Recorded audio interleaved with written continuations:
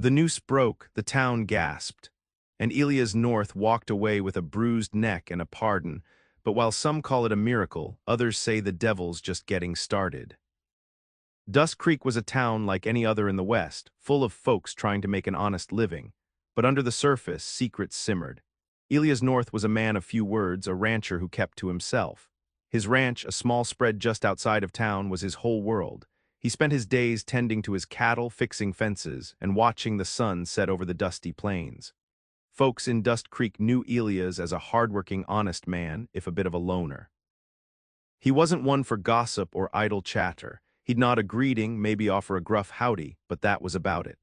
Some found him standoffish, but most just figured he was a man who liked his own company. He wasn't disliked, but he also wasn't deeply connected to anyone in the town. He was just there. A familiar face at the general store, a silent presence at the occasional town gathering. His life was simple, predictable, and that's exactly how he liked it. Little did he know that simple life was about to be shattered. A storm was brewing, not in the sky, but in the hearts of the people of Dust Creek, and Elias North was about to be caught right in the middle of it. A storm of suspicion, accusations, and a desperate fight for his life. The storm broke on a Tuesday morning. Sheriff Brody, a burly man with a kind face and a weary heart, found Jedediah Smithers, the town's wealthiest businessman, dead in his office. Smithers, known for his sharp deals and even sharper tongue, was lying slumped over his desk, a single bullet wound in his chest.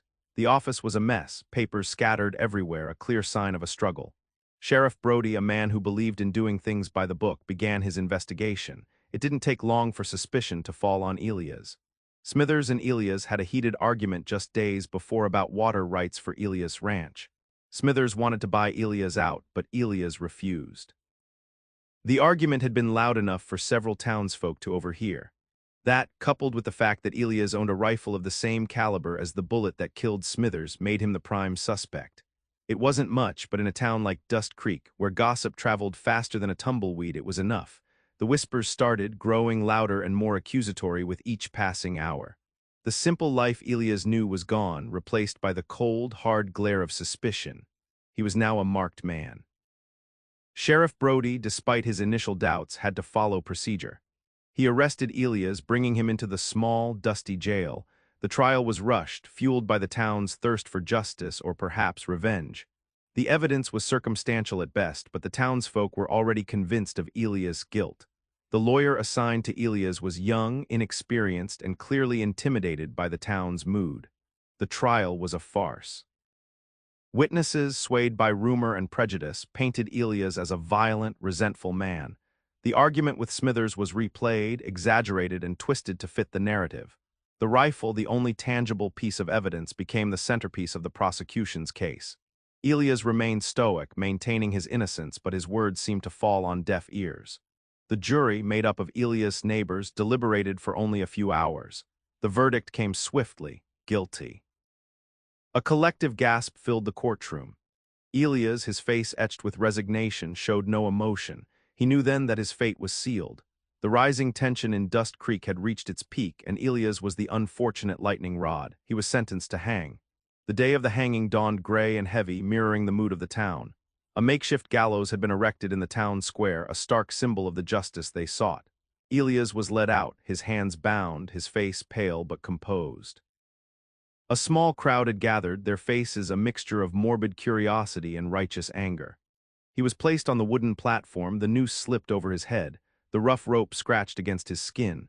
He looked out at the crowd, his eyes searching for a friendly face, a sign of doubt, anything, but he saw only cold judgment. He closed his eyes, took a deep breath, and waited. Sheriff Brody, his face etched with sorrow, read the charges. He gave Elias a chance to speak his last words. "I am innocent," Elias said, his voice barely a whisper but clear enough for all to hear. The sheriff nodded, a tear rolling down his cheek. He signaled to the executioner. The trapdoor sprung open. Elias plummeted, the rope tightened. Then a sickening crack, but not the one they expected. The rope snapped clean. Elias crashed to the ground, unconscious but alive. A stunned silence fell over the crowd. Sheriff Brody rushed to Elias' side, his heart pounding in his chest. He checked for a pulse. "Weak, but there." A murmur rippled through the crowd. Some gasped, others whispered prayers, and a few just stared in disbelief. Brody, a deeply religious man, saw it as a sign, divine intervention. God had spared Elias. He stood, his voice booming across the square. "This is a miracle," he declared. "God has spoken. He has shown us that Elias North is innocent." He ordered Elias to be cut down and carried to the jail infirmary. Then he announced, "I hereby pardon Elias North for the murder of Jedediah Smithers. He is free to go." The crowd erupted. The silence was shattered by shouts of disbelief, awe, and confusion. Some cheered, praising God for his mercy. Others muttered about witchcraft and dark omens. The town was divided. Had God truly intervened, or was this just a freak accident? The mystery of the broken rope hung heavy in the air, thicker than the dust kicked up by the bewildered townsfolk. Elias North was alive, but his troubles were far from over. He was free, but a prisoner of the town's divided beliefs. As Elias recovered in the jail infirmary, his body ached, but his mind raced even faster. He was alive, but what kind of life awaited him? The miracle had bought him freedom, but it hadn't erased the suspicion, the whispers, the stares. He was no longer just Elias North, the quiet rancher. He was Elias North, the man who cheated death, the man touched by God or cursed by the devil, depending on who you asked. He overheard snippets of conversations through the thin walls of the infirmary. Some praised him, calling him chosen. Others whispered about dark magic and unholy pacts.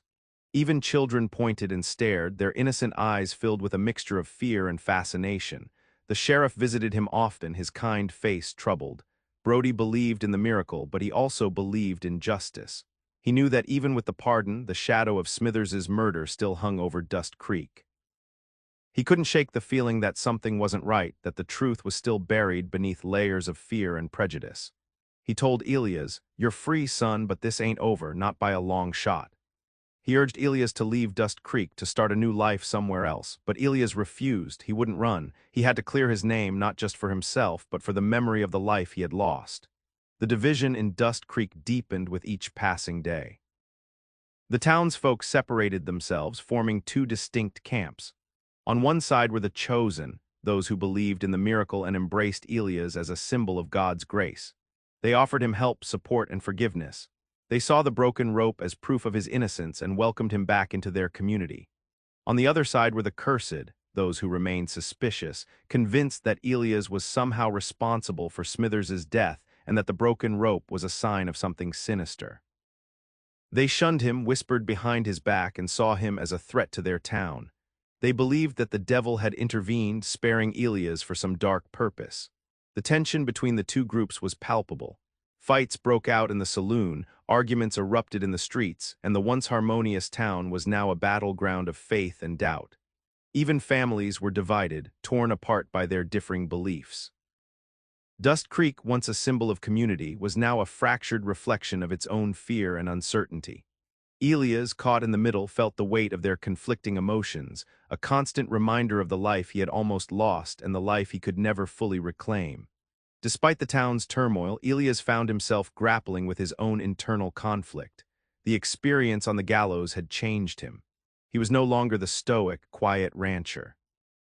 He was haunted by the memory of the noose, the feeling of the rope tightening, the sudden drop into darkness.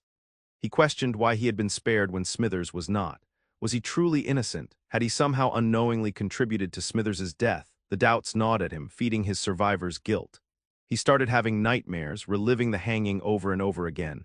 He would wake up in a cold sweat, gasping for air, the phantom rope still around his neck. He tried to return to his ranch to find solace in the familiar routines, but it was no use. The ranch felt empty, tainted by the events that had transpired. He couldn't shake the feeling that he was being watched, judged.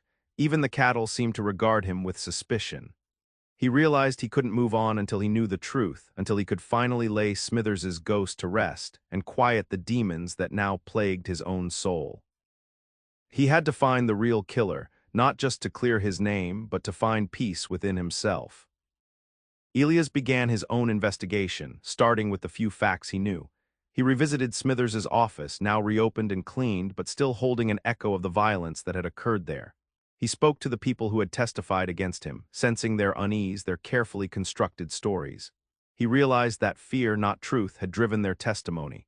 He started small, asking simple questions, observing the reactions. He learned that Smithers had been involved in more than just business. He had gambling debts, enemies in neighboring towns, and a reputation for cheating those who trusted him. The picture of Smithers that emerged was far different from the respected businessman the town had mourned. Elias visited the general store, casually inquiring about the rope that had broken. The store owner, a nervous man named Mr. Abernathy, claimed he had sold it to the sheriff just days before the hanging. But Elias noticed a flicker of hesitation in Abernathy's eyes, a subtle sign that he wasn't telling the whole truth. Elias knew then that the key to unlocking the mystery of Smithers's murder lay hidden within the secrets of Dust Creek, and he was determined to unearth them, one lie at a time. Driven by his suspicion, Elias began to observe Mr. Abernathy more closely. He noticed Abernathy received frequent, hushed visits from a well-dressed stranger from out of town.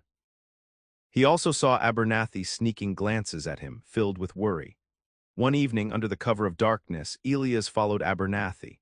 Abernathy led him to a hidden back room in the general store, a room Elias never knew existed. Peeking through a crack in the wall, Elias saw Abernathy counting a large sum of money with the stranger. He overheard snippets of their conversation, enough to understand that Smithers had been involved in a smuggling operation, and Abernathy was his partner.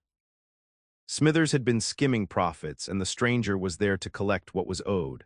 The stranger mentioned a deal gone wrong and a loose end that needed to be taken care of. Elias realized that Smithers's murder was not a random act of violence, but a carefully planned execution.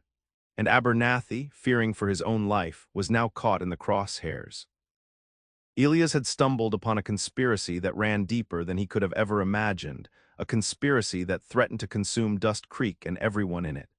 He knew he had to act fast, but he also knew that he was walking into dangerous territory.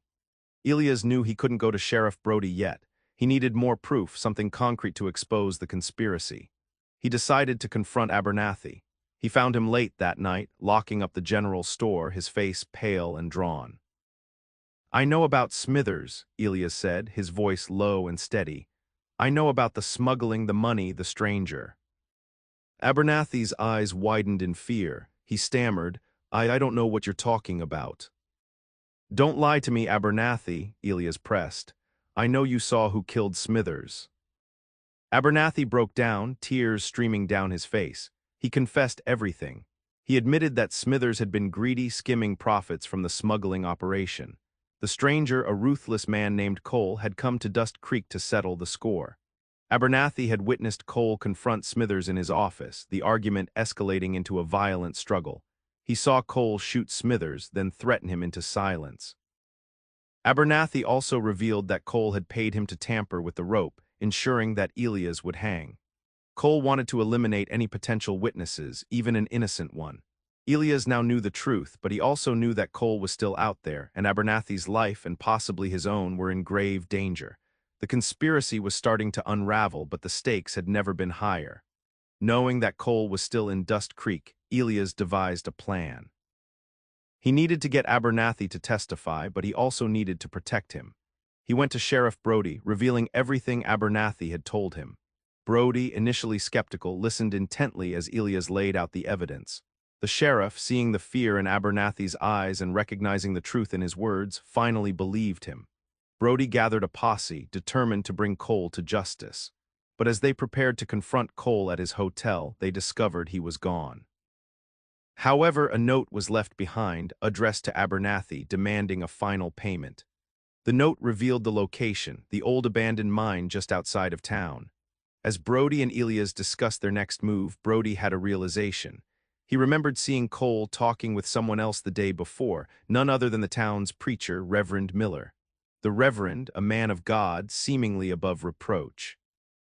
It was a shocking revelation, one that cast a dark shadow over Dust Creek. Could the town's spiritual leader be involved in such a wicked conspiracy? Elias and Brody knew they had to proceed with caution. The truth was far more twisted than they had ever imagined. Elias, Brody, and a small posse cautiously approached the abandoned mine. Inside, they found Abernathy tied up, Cole standing guard, and shockingly, Reverend Miller overseeing the scene.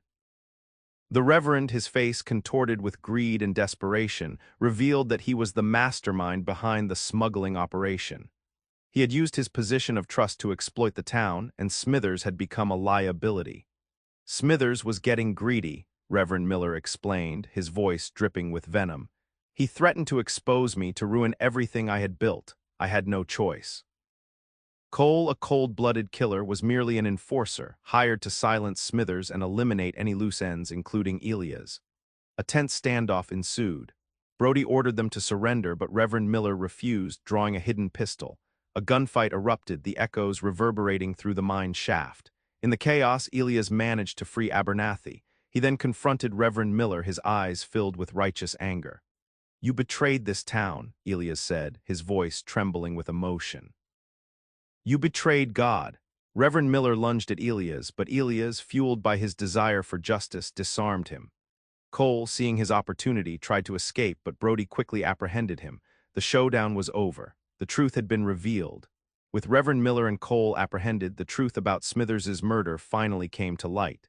Abernathy testified, recounting the events leading up to Smithers's death and Reverend Miller's involvement in the smuggling operation. The town was shocked and outraged by the preacher's betrayal. The cursed felt vindicated, while the chosen struggled to reconcile their faith with the Reverend's actions. Reverend Miller and Cole were brought to justice, their crimes exposed for all to see. Elias was officially exonerated, his name cleared. The cloud of suspicion that had hung over him for so long finally dissipated. The town slowly began to heal, the division between the chosen and cursed gradually fading as they united in their shared outrage and desire for justice. The miracle of the broken rope was now seen in a new light, not as a sign of divine intervention or demonic influence, but as a catalyst for uncovering the truth, a second chance for Elias, and a wake-up call for Dust Creek. The town learned a valuable lesson about judging too quickly, the dangers of blind faith, and the importance of seeking truth, no matter how painful it may be. Dust Creek could finally start anew.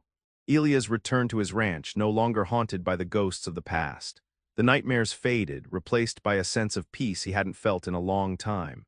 He understood now that the broken rope wasn't just about escaping death, it was about finding a new purpose in life. He began to rebuild his ranch, stronger and more resilient than before. He became more involved in the town, offering help and support to those in need. He used his experience to advocate for justice and fairness, ensuring that no one else would suffer the same fate he had. He was still a man of few words, but his actions spoke volumes. He became a symbol of hope and resilience for Dust Creek, a reminder that even in the darkest of times, truth and justice can prevail. One evening, as he watched the sunset over the plains, he realized that he was no longer defined by the hanging. He was Elias North, the rancher who had faced death and emerged stronger, wiser, and more determined to live a life of purpose and meaning. He had finally accepted his second chance, embracing the future with open arms. The storm had passed, and the sun was shining on Dust Creek once more.